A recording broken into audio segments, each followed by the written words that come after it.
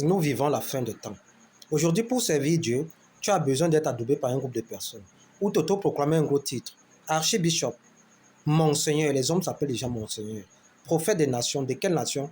Personne ne sait. Aujourd'hui, pour servir Dieu, tu as besoin, pour servir Dieu et avoir de l'audimat, tu as besoin d'avoir des affiches publicitaires dans toute la ville. Même pendant des élections, on n'a jamais vu ça. Yoshua Macha, qui est notre boussole, il était sur terre. Il n'avait aucun titre. Il n'avait aucune église. Sauf qu'aujourd'hui, les églises pullulent. Tous les 5 mètres, il y a une église. Et on appelle ça maison de Dieu. Des salles de comédie, des salles de théâtre. Alors que Ésaïe 66, le verset 2 déclare que le ciel est mon trône, la terre mon marchepied. Quelle maison pourriez-vous me bâtir? Et quel lieu me donneriez-vous pour demeure? Car toutes ces choses, mes mains les ont faites. J'aurai mon regard sur le pauvre, sur celui qui a l'esprit abattu, et sur celui qui met en pratique ma parole. Acte 17, le verset 24 à 27 déclare que Dieu n'habite pas dans des temples faits de main d'homme, et il n'est servi par personne. On se questionne si c'est la même Bible que nous avons tous. Aujourd'hui, pour servir Dieu, tu as besoin des fidèles. Leur rôle, c'est de faire la promotion du pasteur au détriment des Écritures. Aujourd'hui, les gens reçoivent de l'argent en plein pseudo-église, en plein pseudo-évangélisation. On dit, tu as reçu, c'est le pasteur qui commence par déclarer, il y a quelque chose qui va se passer. Et les gens commencent à témoigner. Oh, je viens d'avoir un OM.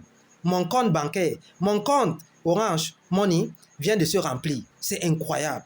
C'est incroyable ce que nous voyons. Aujourd'hui, les cancrelats sortent en direct.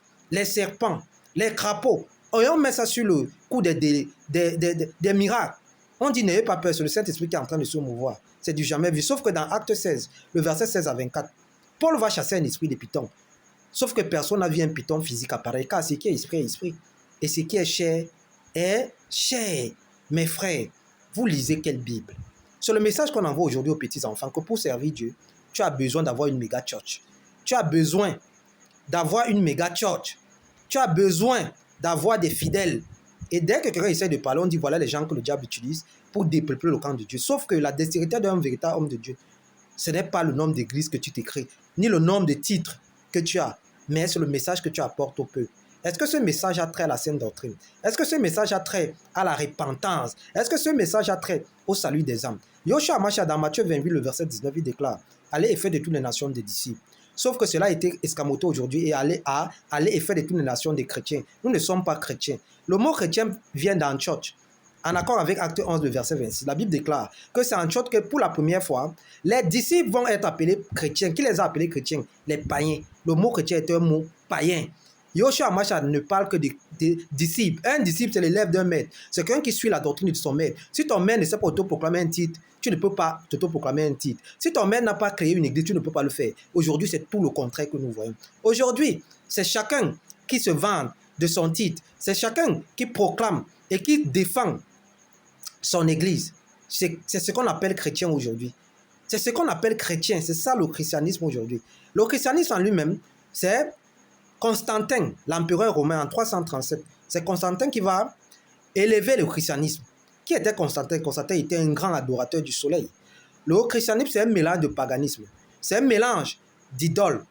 Car nous devons interroger tout cela. D'où viennent tous ces mots? Chrétien, christianisme, tout ça, Christ. On doit tout interroger au travers des Écritures.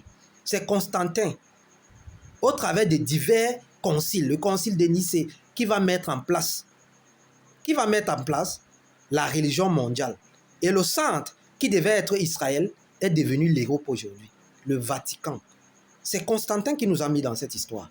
Aujourd'hui, être chrétien, un chrétien peut tout se permettre. Ce n'est que dans le monde chrétien que tu peux tout voir. Les gens peuvent se lever un matin, créer leur église. Les gens peuvent se lever un matin, commencer à sortir, à recevoir de l'argent en direct. Les cancrelats sortent, on appelle ça chrétien aujourd'hui. Mes frères et mes sœurs, quelle est la Bible que vous lisez?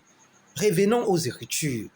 Car dans le discours eschatologique, Yoshua Mashiach, dans Matthieu 24, il déclare faites attention que personne ne vous séduise.